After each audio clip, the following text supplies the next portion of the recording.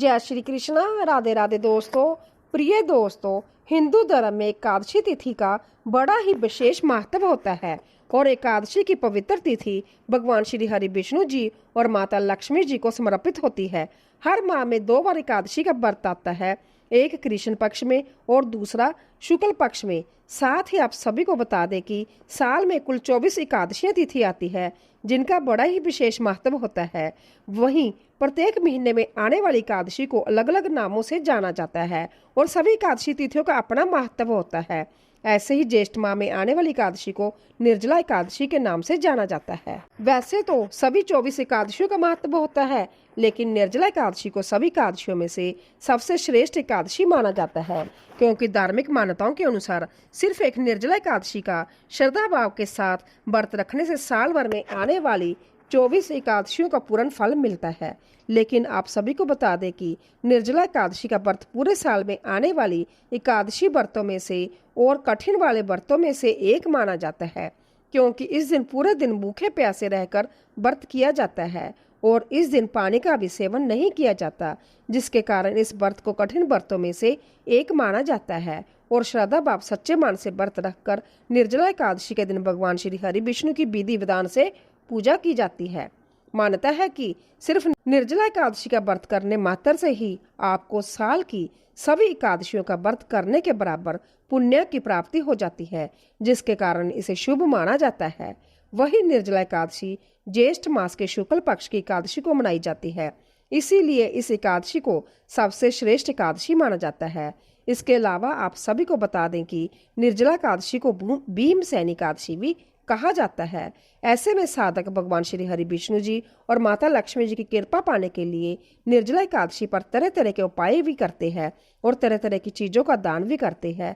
लेकिन अभी आप सभी को बता दें कि शास्त्रों में कुछ ऐसी चीजों का वर्णन किया है, जिन चीजों का भोग अगर आप निर्जला एकादशी के शुभ पावन पवित्र पर्व पर सच्चे मन से भगवान श्री हरि विष्णु जी को लगाते हैं और प्रसाद के रूप में इन चीजों का सेवन करते हैं, तो आपको बिना व्रत के फल प्राप्त होता है, लेकिन आपको इसका अधूरा फल प्राप्त होगा।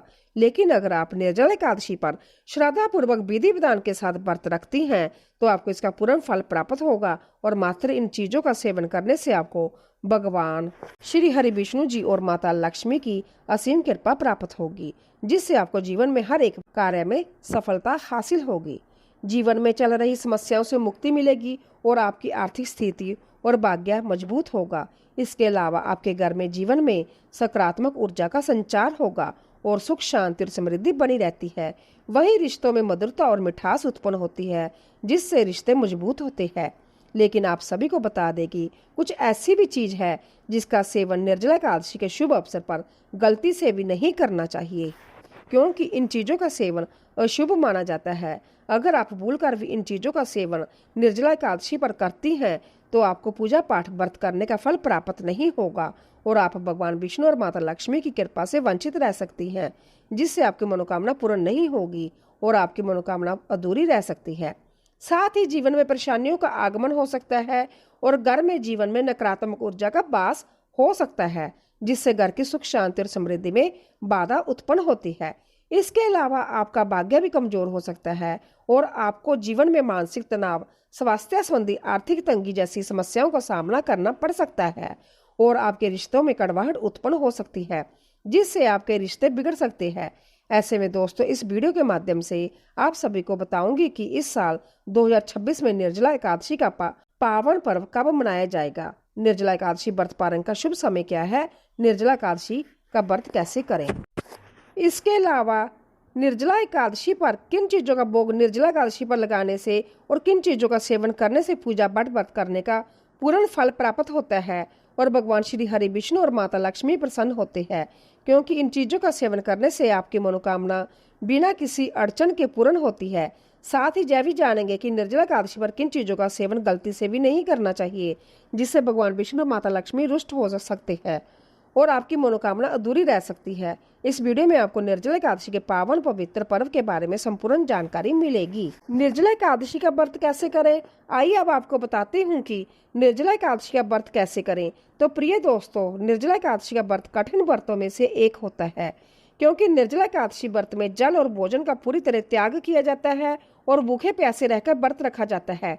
ऐसे में इस दिन व्रत करने वाली साधक को भगवान विष्णु की श्रद्धा भाव सच्चे मन से पूजा अर्चना करनी चाहिए और व्रत का पालन संयम और नियम से करना चाहिए। इसके लिए निर्जला एकादशी पर सबसे पहले सुबह जल्दी उठकर स्नान करें। हो सके तो ब्रह्म मुहूर्त में उठकर स्नान करें और पवित्र वस्त्र धारण करें। उसके बाद भगवान विष्णु का सच्चे मन से विधि विधान और शुद्धता के साथ ध्यान करें और व्रत का संकल्प लें। फिर पूरे दिन बिना जल और अन्न के रहे और हरि नाम का जप करें। साथ ही विष्णु सहस्त्र नाम का पाठ करें।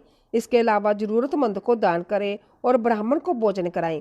लेकिन आपको इस बात का विशेष रूप से ध्यान रखना चाहिए कि आप जो दान कर रही हैं वह किसी जरूरतमंद व्यक्ति, किसी ब्राह्मण असहाय को ही करे, तभी आपको इसका पूर्ण फल प्राप्त होगा और आपको भगवान श्री हरि विष्णु की विशेष कृपा प्राप्त होगी।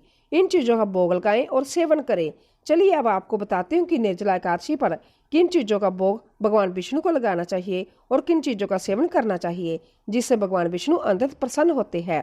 केले की सब्जी। प्रिय दोस्तों, हिंदू धर्म में केले का और केले के पौधे का बड़ा ही विशेष महत्व होता है, क्योंकि केले को शास्त्रों में पवित्र और सात्विक फल माना गया है और इसकी सब्जी व्रत में विशेष रूप से उपयोगी होती है। साथ ही भगवान विष्णु को केला अत्यंत प्रिय है, क्योंकि यह भगवान श्री हरि की कृपा का प्रतीक फल माना जाता है। ऐसे में आपको निर्जला एकादशी पर शुद्ध केले की सब्जी बिना लहसुन, प्याज के, हल्दी, जीरा और सेंधा नमक से तैयार करके इसका भोग भगवान विष्णु जी को श्रद्धा भाव से लगाना चाहिए और संभव भी प्रसाद के रूप में इसका सेवन करना चाहिए, क्योंकि इसके सेवन से मन शांत और एकाग्र रहता है, जिससे भगवान विष्णु का नाम स्मरण और पूजा में मन लगता है। वही साधक को भगवान विष्णु की विशेष कृपा प्राप्त होती है। जीवन में खुशियों का आगमन होता है और रिश्तों में मिठास बनी रहती है। कद्दू, सीताफल।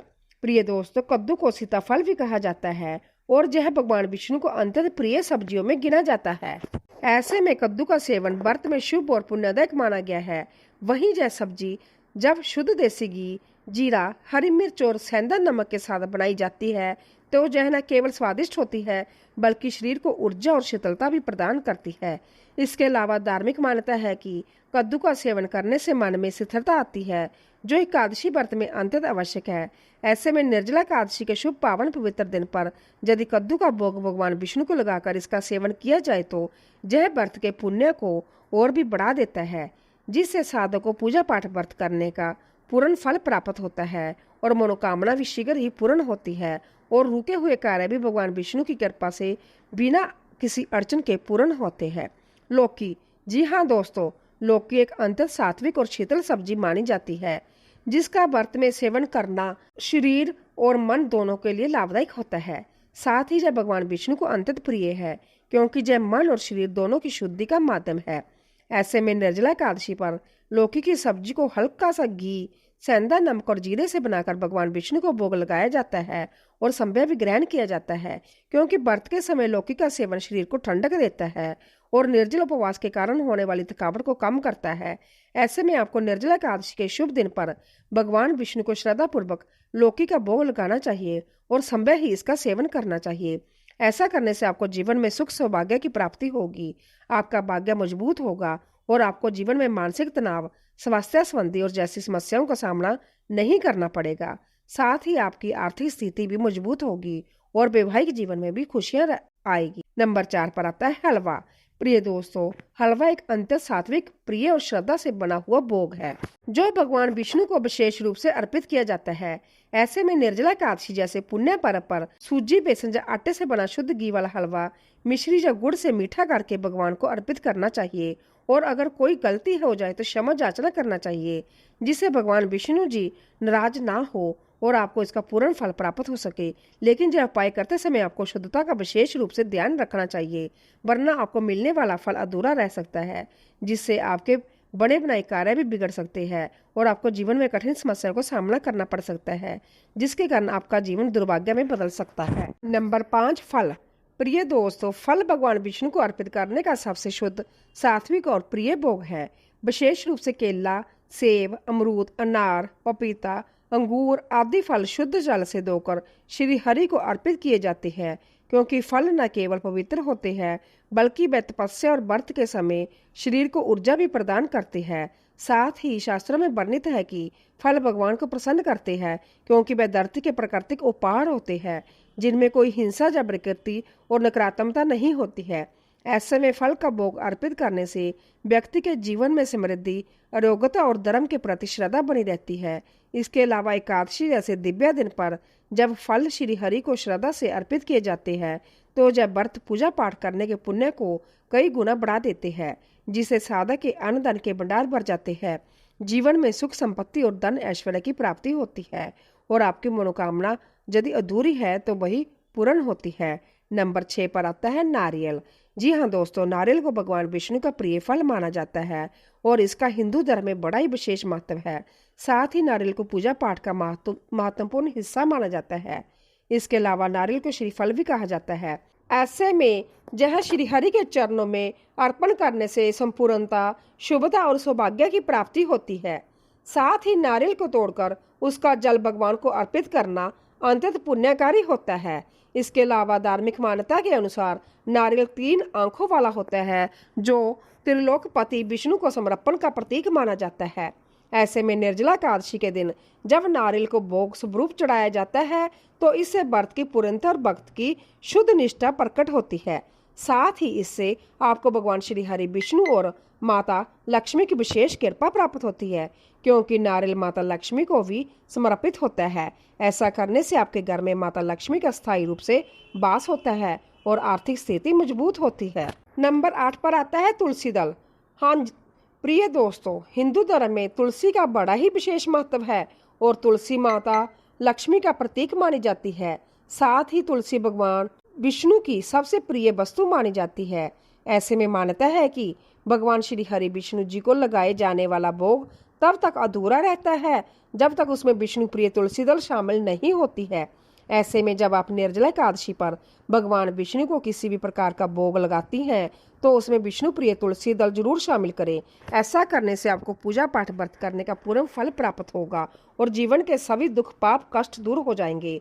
वहीं अगर आप भगवान विष्णु के भोग में तुलसी दल शामिल नहीं करती है तो वह भोग अधूरा रहेगा, जिससे आपकी मनोकामना पूर्ण नहीं होगी। साथ ही आप भगवान श्री हरि विष्णु जी की कृपा से वंचित रह सकती हैं। शास्त्रों में लिखा है कि भगवान विष्णु को एक तुलसी पत्र अर्पण करने मात्र से सहस्रों यज्ञों का फल मिलता है। साथ ही तुलसी मन और वातावरण को पवित्र बनाती है और व्रत की सफलता का प्रतीक मानी जाती है। इसके अलावा आपको इस बात का भी विशेष रूप से ध्यान रखना चाहिए कि एकादशी के दिन तुलसी में जल नहीं देना चाहिए। तो दोस्तों, ये थी वह चीजें जिनका भोग निर्जला एकादशी के शुभ दिन पर भगवान श्री हरि विष्णु जी को लगाना चाहिए और संध्या ही प्रसाद के रूप में इसका सेवन करना चाहिए।